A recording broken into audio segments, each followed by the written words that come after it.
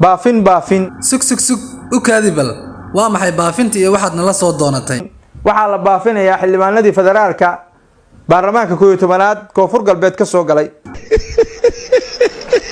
maxaa adiga ka qusay xildhibaanada koonfur galbeed adiga galmudug ka soo jeedaa tahay mid kale aaway xildhibaanadii galmudug laga soo doortay ma kuwaas baafisid maxaase u baafinaysaa xildhibaanada koonfur galbeed sababtoo ah Soomaaliya oo dhamay qaxooti ku yihiin reer koonfur galbeed u kaadi taasi waa gaf barnaamijkana kama mid ahan aan ku weydiiyay maxay tahay sababta ugu weyn oo xildhibaanada koonfur galbeed loo raadinayo sanadii wax walba loo diyaariyay waayahay waxaan ku yiri siyaasiyiinta iyo ganacsatada beel ahaan adiga ka soo jeedo ayaan dhaweyd waa ay shireen baa la yiri murtiyeedka ka soo baxay shirkaas maxuu ahaa deegaanada koonfur galbeed qaybo kamid ah gaari iska daay xitaa gaari dameer uu raashinka gii karin ya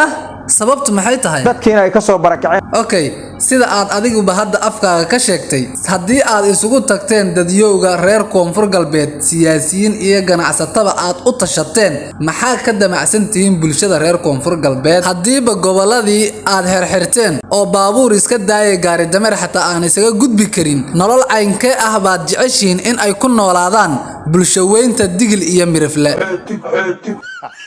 warsugbal iigu celi sidee jeceshiin inay u noolaadaan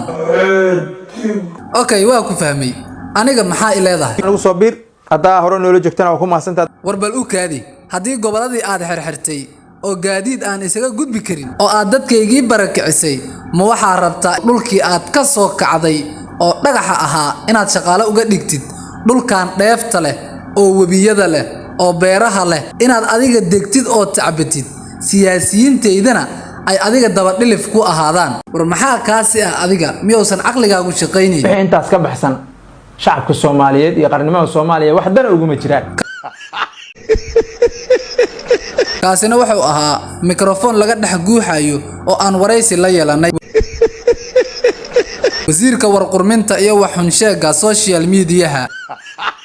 muuqaalka haddii aad ka heshay like saar page-ka follow gareey YouTube-ka subscribe gareey TikTok waad booqan kartaa aad iyo aad baad u mahadsantihiin